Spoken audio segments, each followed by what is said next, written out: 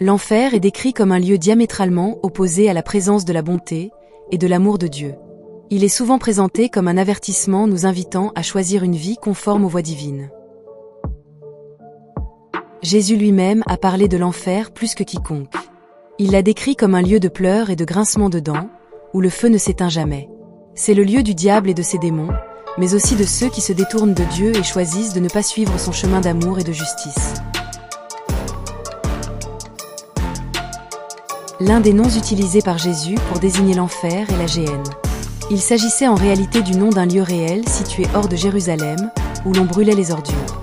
Le feu incessant et la décomposition en faisaient un puissant symbole de châtiment et de séparation d'avec Dieu.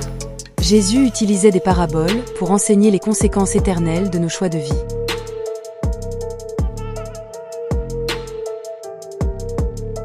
Il a parlé d'un homme riche qui ne vivait que pour lui-même et qui, après sa mort, se retrouva en enfer, lieu de tourment, incapable de rejoindre le paradis où reposait le pauvre Lazare.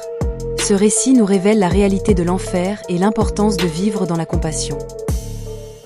L'apôtre Paul nous a également mis en garde contre les conséquences du rejet de l'amour de Dieu et du choix d'une voie éloignée de ses enseignements, une voie de destruction sans fin qui nous éloigne de la présence du Seigneur. Dans la vision du jugement dernier de Jean, la bête et Satan sont jetés en enfer, décrits comme un lac de feu représentant la seconde mort.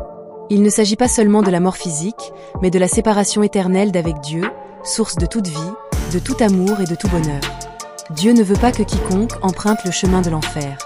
Il souhaite que tous se repentent, ce qui ouvre les portes du ciel, lieu de joie éternelle, de paix et de la présence de Dieu. Ensemble, choisissons de marcher vers la lumière. À très bientôt sur la chaîne.